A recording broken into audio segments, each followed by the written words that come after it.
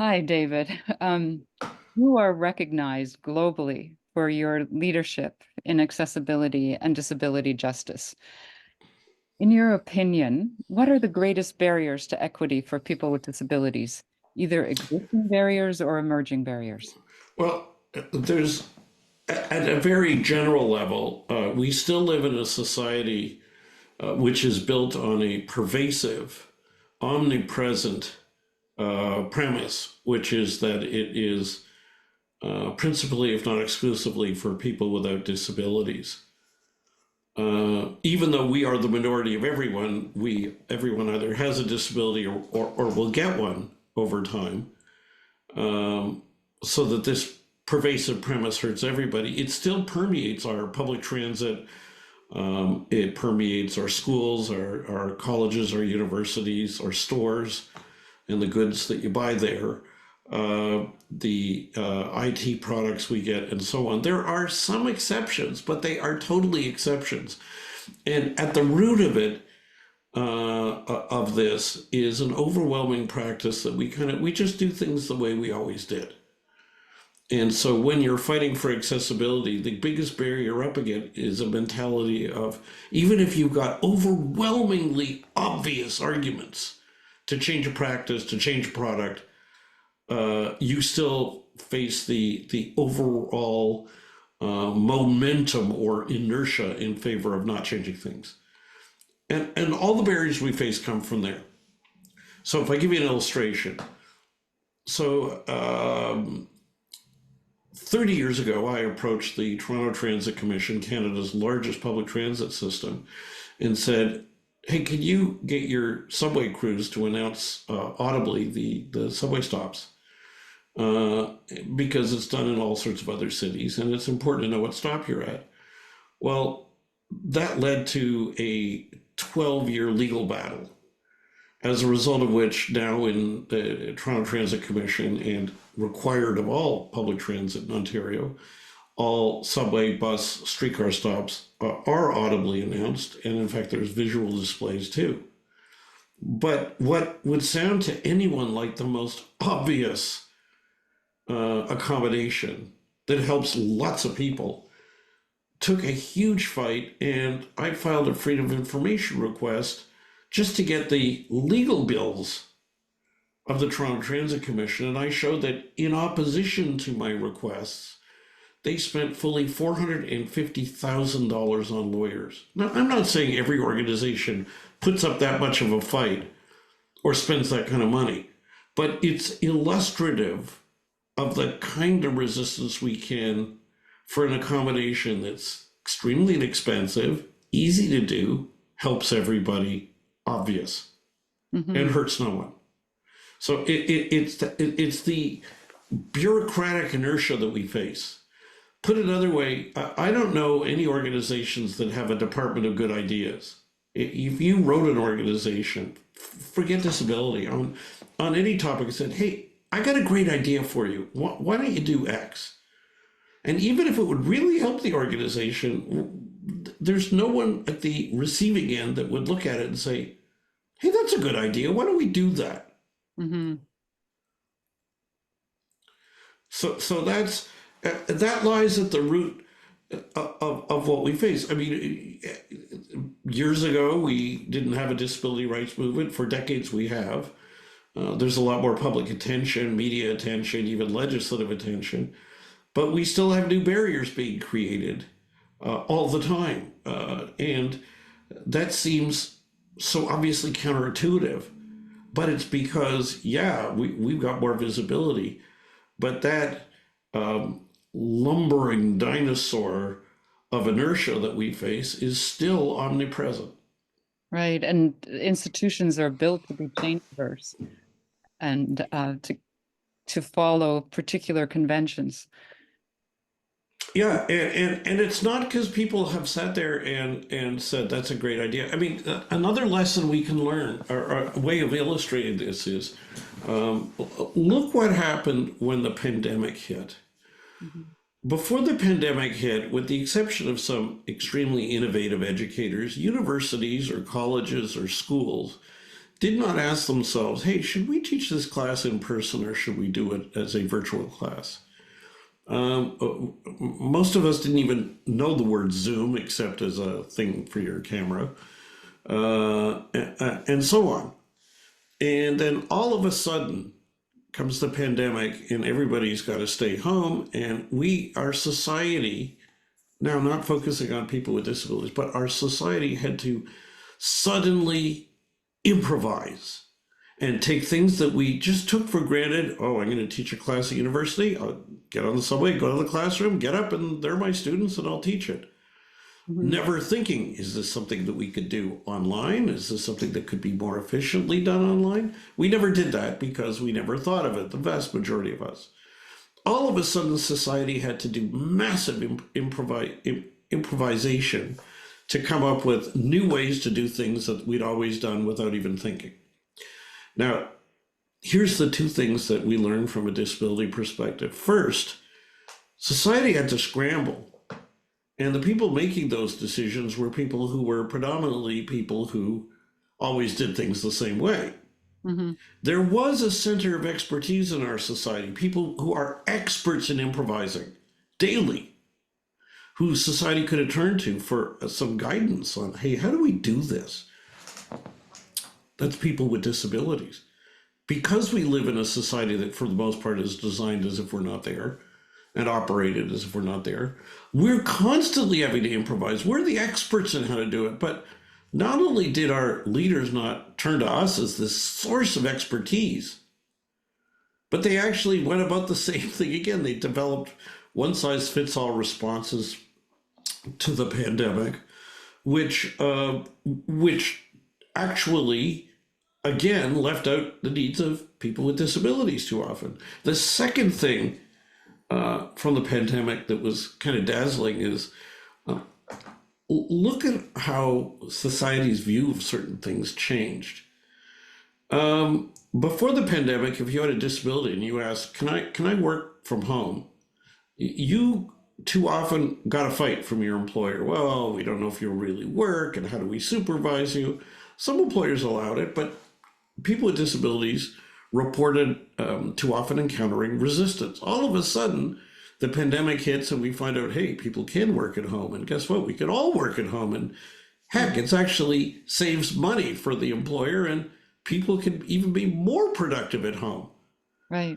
What was a disability accommodation with the why should you get this and look at the all of a sudden it was proven to work. Here, I'll give you another one. Before the pandemic, if you were to advocate that, say, can we have regulations that require that in public washrooms the faucets will work automatically, you don't have to touch them, and the soap dispenser and the towel dispenser, what would we face? I mean, you can just imagine, oh, well, why should we require this? And it costs and all that kind of stuff.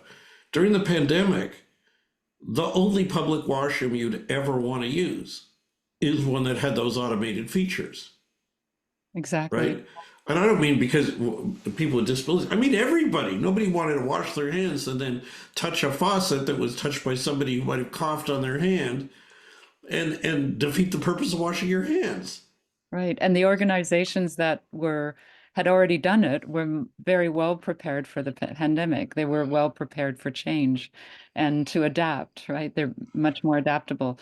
We had our class was hybrid right from 2009. And so it was almost no transition to move into the pandemic and to continue producing education. But there were so many faculty and so many classes that hadn't done that, and they were really scrambling. I Right, like, exactly. But yeah, and if you think about it again, this is where, A, we people with disabilities, we're used to scrambling to improvise. yeah. And B, why didn't they ask us? Like, we know how to do this. Mhm. Yeah, and we also have some sense of the risks to come because we're, of course, the first to feel those risks or vulnerabilities. Absolutely. So that's, I mean, at one level, I'm answering your question at the abstract. On another level, there are so many instances of these problems. The other problem is that I see barrier to getting around this institutionally is um, the resistance of governments and people in power to effectively set and enforce clear, effective standards. Mhm. So, what do we get? We get regulations too often, and we've seen this in Ontario.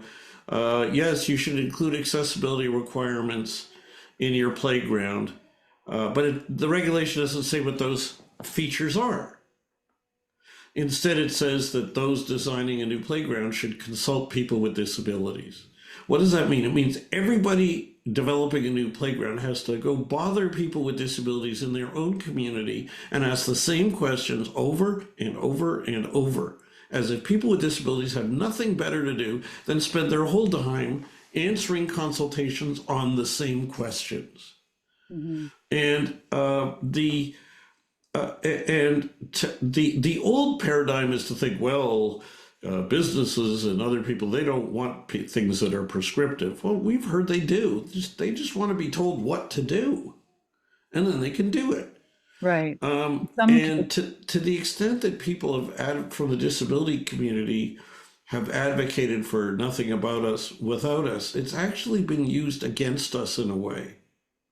Right. Because rather than the federal government doing what they should have done, which is to say set mandatory standards for accessible air travel, and have the standards creating body be one that's not too close to the airlines, we instead have airlines who have to each develop their own accessibility plan, which means they each have to go and ask people with disabilities the same thing. Well, if you're blind, the same barriers happen whether you're on Air Canada or WestJet. The same way that if you're in a wheelchair and you're a kid wanting to use a playground, you have the exact same needs in every playground. Your needs don't change because of what city you're in. Right. So this nothing about us without us um, has been turned against us as a way to proliferate consultations rather than actually set effective standards. Right. And that's hurt So, all of us. yeah. So just to probe this a little bit further. Um, yes, you're right. There are very performative consultations that are happening, and people are getting consultation fatigue because it's frequently the same individual. But let's take the example of the playground. Usually, a community would create a playground, but and they would likely have consultation with the neighboring individuals to find out what would be of use to the community. I think, is there not a way of reflecting the nothing about us without us as don't exclude or do not fail to ask people that are likely going to experience the greatest barriers within the playground? So it is more, is it not more of a include the people that are going to be impacted by this playground, not just some random person with a disability, so you can check off the requirement. Uh, I think the nothing about us without us does have a place, but it's been misinterpreted. It Here's the way I'll put it too. It clearly has a place, but what we need to do is to look at the fact that people with disabilities who are disproportionately poor, disproportionately unemployed, and disproportionately overloaded, having to figure out how to get through the day, do not have unlimited time no, to you're right. just answer consultations. And at the very least, we should not require multiple organizations to undertake the exact same consultation about the exact same barriers. We should Right. have one consultation on airline standards or accessible air travel, and then have standards that are not, basically written as if they were by the airlines. We should have standards that actually respond to those consultations and Exactly. take it and implement the actions that are recommended. And then we don't have to ask people to do it 8 million times over. Yes, Um, exactly. The repetitive consultation with the same sort of accessibility requirements and standards is the one thing that is, I think there is quite a bit of diversity in terms of what people require, though. Yes, the a person in a wheelchair will experience exactly the same barrier, whether it's Air Canada or WestJet, and will have the same requirements.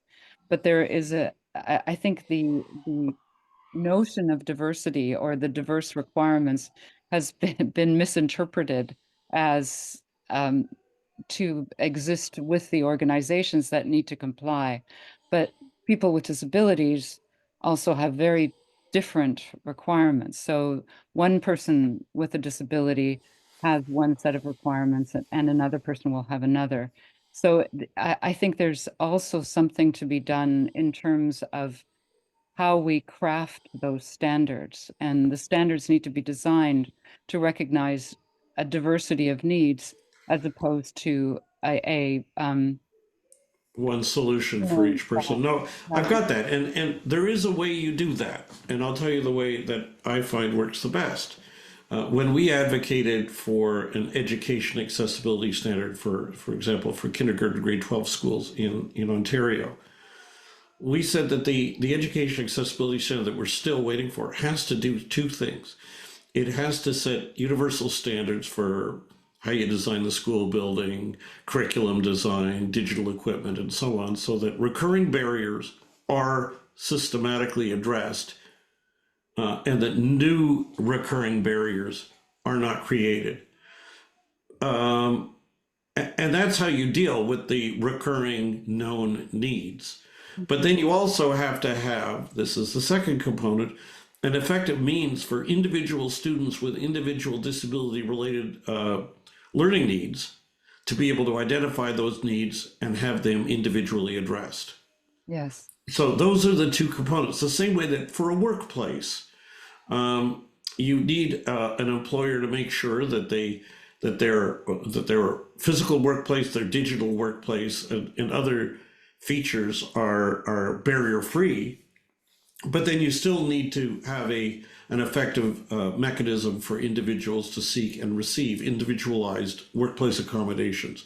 The fact is, when you address those recurring barriers effectively, which is the first part of the standard, then the need for individual tailored accommodations is reduced. Yes. But it's not eliminated, and there will be people with one-off individualized accessibility needs that were not contemplated in the standard, couldn't be contemplated in the standard's general universal design features. So it's kind of a double-pronged thing, but it's wrong to only have a regime that says to employers, yeah, it's okay to retain and create existing barriers and create new ones, but just accommodate individual workers when they ask. Right. That's not a good enough. No, and it's not very effective or efficient for uh, with respect to the compliance.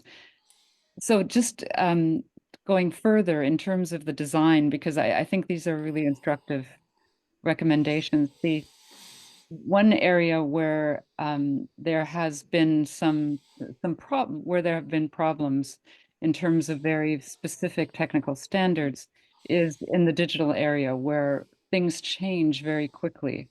And if we're very techno specific, then the change not only reduces the effectiveness of whatever the requirement is, but also it doesn't address the quickly emerging new barriers. So how should we design the standards that they address such a quickly changing area? Okay, there's a couple of thoughts, and frankly, you've taught me tons about this, so I'm kind of reflecting back the gospel according to Utah, which is one in which I am a faithful believer. Um, when you're designing a standard of any sort, and when I say standard, I don't mean what the Accessible Canada Act calls a standard, which is a voluntary guideline. I mean what the Ontario Disabilities Act, Accessibility for Ontarians with Disabilities Act calls a standard, which is an enforceable regulation that is binding law. Mhm. Under the federal legislation, just a standard is something that Accessible Standards Canada can promulgate, but nobody has to obey. Excuse me. A accessibility regulation is one they have to obey. And I'm talking about enforceable, not voluntary. Mandatory and enforceable, not voluntary and unenforceable. So there's two things you could do in any area of activity, whether it's education or digital tech or whatever. You can prescribe specific features that must be present, um, like saying the doorway must be this wide, at least so many centimeters wide, or you can prescribe the result. Hmm. A person must be with a disability using a mobility device must be able to get through the doorway, but not tell them the width. And in my view is where there are and the choice between the two and different standards can use different choose among these in different degrees depending on different contexts. Where it is something that is static, that is not rapidly changing, then having a specific, concrete, designated action makes a lot of sense. So, an Ontario accessibility standard tells those who create a new public service area that there must be a counter at accessible height, but it doesn't say what the height is. That is ridiculous because the obligated organizations shouldn't have to hire a consultant to find out what the height is and be left uncertain that whether they got it right or wrong. That's wasteful. If it's set a certain number of centimeters, then obligated organizations take out a tape measure, they know they got it right, they're fine. And law enforcement is way easier. The law enforcer takes out a tape measure, and it's almost like a parking ticket. If you're parking beside a sign that says no parking, like it doesn't take a whole lot of complex evidence to say, you don't need expert evidence. The car was there, there's a no parking sign, it's illegal.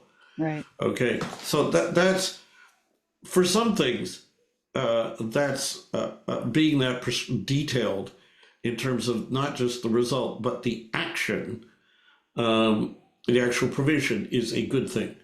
In an area of IT, that can be problematic because the technology evolves. I can tell you about regulations now that are still on the books that tell school boards you must provide material to parents of students in an accessible format, which can be braille, large print, or audio cassette. Like it still requires audio cassette. Find where you buy one, okay, and find anybody who could ever listen to it, Mhm. other than people like me who still have some cassette recorders lying around. Uh, and so you want to be prescriptive of result. Mhm. You know, the website must enable you to do A, B, and C without seeing the screen. There should be, and it can include some combination of specifics, like saying that anything that is mouse operated should have a keyboard equivalent command is a measure that you could prescribe for anything, Mhm. whatever the operating system is, where a keyboard can work with it. So that doesn't have to be just an end result thing. It can be specifying an end result, but specifying a feature. Right. Okay, but in other contexts, and the other thing is for emerging technology, you could, if you look at WCAG 2.0, it was written, as I recall, at a time before we had mobile apps. And so it doesn't specifically prescribe for mobile apps. So now it was useful in its time for the way websites were done back then, but you could have an additional provision that says in emerging technology, people should have the following results. Hmm. And that pending amending the regulation to update for mobile apps, those result focused feature requirements could click in. And the other thing, of course, is we need to be able to more rapidly amend these, which Yes. is a systemic problem with accessibility legislation anywhere I've looked at it. Yep. I agree. So Does that help? that helps a lot. Thank you for articulating that so well.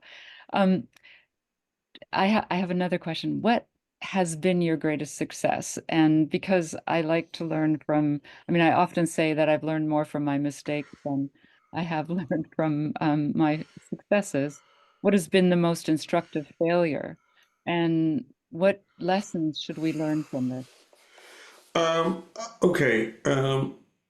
I feel like I'm in a difficult position evaluating my own successes without sounding somehow self-congratulatory or something. I find that some obvious concrete things like winning the TTC case Yeah.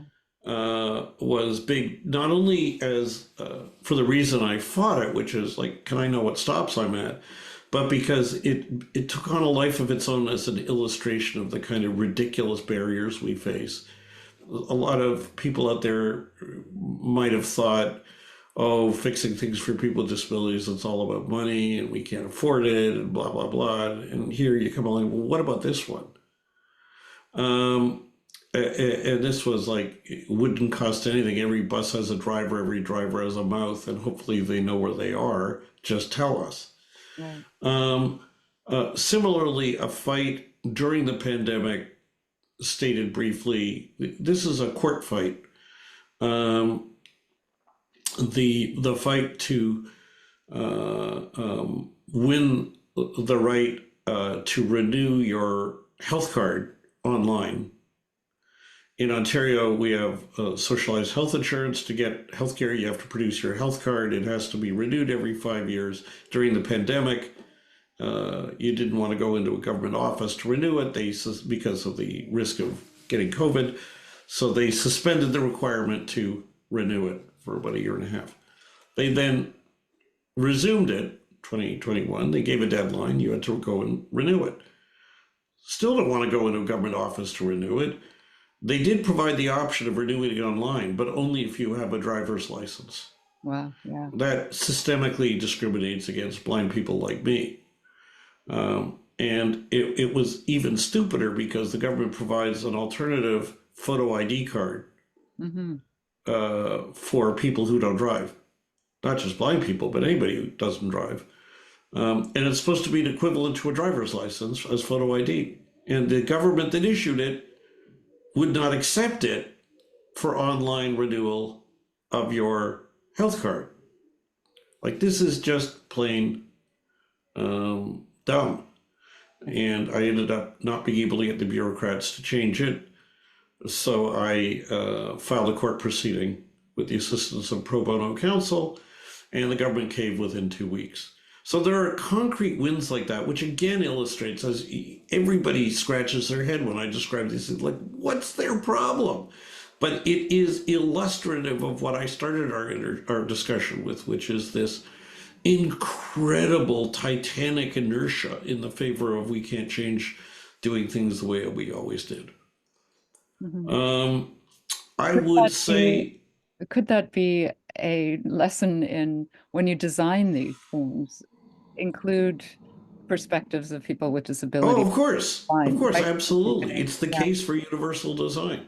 Yeah. And the thing is, within organizations, you could, if you go to the assembly line, the automobile assembly line at Ford, you've got a bunch of people putting in their own little part of the car. And people doing that all day might well say, this is so stupid. They could change the design of this car and it would be much cheaper to make and it would be much easier to make. And it's not going to, it'll last longer. But none of them on the assembly line can do anything about it because they just screw in the gas tank or Yeah. whatever they do. Well, that's metaphor applies to all large organizations, school boards, government departments.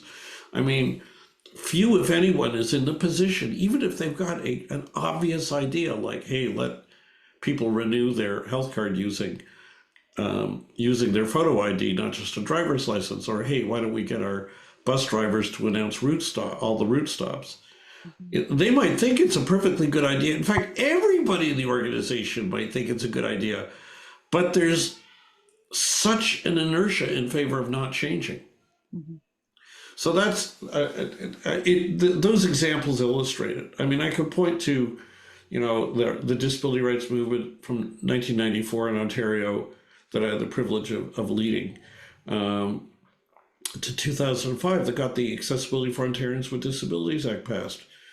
Has it lived up to all its potential? Obviously not, but it has triggered some change, and it has help create a generation of people with disabilities who see themselves as rights holders, Hmm. not just charity recipients or instead of charity recipients or beneficence recipients. Hmm. And it's led to other provinces, not all of them, but a number of other provinces passing such legislation and federally. So I mean, and these are group efforts. I'm just Yeah, I but it have was a a privilege very of playing a innovative. role, but it was a group effort. Um, Biggest failure. This is going to sound a bit remote, but it's huge. In Ontario, up until 2008, for decades, if you wanted to file a discrimination claim, you went to a public law enforcement agency called the Ontario Human Rights Commission. They had a duty to investigate it, try to mediate it, if they couldn't solve it, and if they thought it had enough evidence, to proceed at a hearing before a human rights tribunal, where the commission went from a neutral investigator to the prosecutor. It was a well-designed system, but it was way backlogged because it was underfunded and it had become too bureaucratic. Some human rights advocates thought the solution was just let discrimination claimants bring their own case to the Human Rights Tribunal, get the Human Rights Commission out of the way because they slow the process down for years. I and a number of advocates in the human rights and disability world did not agree. We thought you should fix the Human Rights Commission, not defang it. Hmm. This was fought in 2006. We lost. We lost completely. We lost catastrophically. And the replacement system that was supposed to speed up things is now as slow as the old system. Mm. But many individuals bringing discrimination cases, including people with disabilities, face the unfair process reality that if they want to go ahead, they've got to go to the Human Rights Tribunal up against some respondent, and they don't have a lawyer. The government funded a human rights legal clinic, but it can't represent the vast majority of people needing their services. There were problems with the old system, but the new system has even bigger problems, and that we failed in that attempt to resist that reform, I think ranks up among the biggest failures. Right. And to go on and now more positive, what actions do you think will have the greatest impact on addressing the range of barriers that you're most concerned about? Um, I view these kinds of reform strategies as the equivalent of the way an army will conceive of how you wage a war. You don't just use your infantry. You don't just use your navy. You use your infantry, your navy, your air force, your special ops.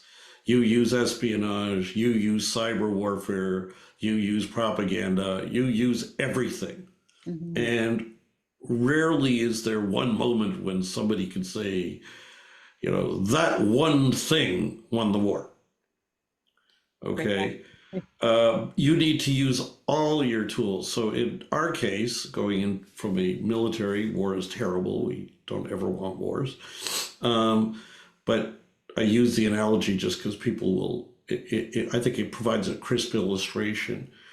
My view is it's a combination of fighting for legislation, fighting for effective accessibility standards, fighting to get effective enforcement, individuals still bringing individual cases that sharpen our attention, people going to the media or social media, people going before parliamentary committees or standing committees of legislatures or committees of their city council, people going to social media. And I also think that the future of disability, I've had a number of people ask me over the years, sort of, what's the future of an organized disability rights movement? And I think there will always be a role for cross disability coalitions that have existed in different countries. But I see a heightened role for two other ways of advocating. One of which are ad hoc groups, the just getting a bunch of people together in your community, pulling together a Zoom meeting, giving yourself a name, throw up a website or a Facebook page, target a specific barrier. Mhm. Um, justice for airline passengers with disabilities or something, and just focus on the one thing. And if other coalitions or other not national charities chime in and support, that's fantastic. But lead the charge Mhm. by your actions. And don't wait till you build consensus among gazillions of people. Just set your target, get to work. And the other is individuals. Just an individual who decides, I've encountered a really bad barrier, and I'm going to talk about it on Twitter. I don't use that other name, or on Facebook, or do a YouTube video, which is something I've been using. And just as an individual, you can sometimes, if you can make your case, build momentum for change. And the reason I point to those is first, they can be less labor intensive than trying to go to some group of national charities and get them all to get together in a room, get them all to agree with a priority and all that kind of stuff. They're really busy. I'm not saying they're bad people, they're good people, but they're overloaded and they've already got their advocacy agendas and public relations agendas, and trying to come along to them with something else, even if people think it's a great idea, there's only so many hours in a day. Mhm. So I think that these kind of, another way of putting it is, in the business world they talk about startups. A startup is not where it is, of course, where somebody gets a good idea and they start working on it and they get a little bit of capital, or kind of speculative capital, and they work on it, and if it looks like it'll take off, it attracts more money and it grows. Mhm. And it could be the next Google or Facebook or whatever. Well, I'm talking about disability advocacy startups. So a disability entrepreneur of sorts. Yeah, but the beauty of it is Zoom. If you've got internet connection, I mean, Zoom is free. Mhm. YouTube is free. Facebook is free. There's a lot of these tools out there that you can use Mhm. to bring people together that we did not have 40 years ago, or 30 years ago, or 50 years ago. Right, exactly. You And know, and you're a premier strategist in terms of this. These are great suggestions, and thank you so much for answering the questions today. I think they're quite instructive for anyone that has a idea of a barrier that is simply unjust and wants to address it. And if anybody wants to learn more about sort of our advocacy, go to the website for the Accessibility for Ontarians with Disabilities Act Alliance. I'm going to give you the URL in 1 second. And right on the homepage, there's a sign up link. Just click on it, paste in your email address, and you'll get our updates. You'll see how we do this kind of grassroots action on a budget of zero. It's www.aodaalliance.org. aodaalliance.org. And just on the homepage is a sign up link. Take a look, sign up, and welcome aboard.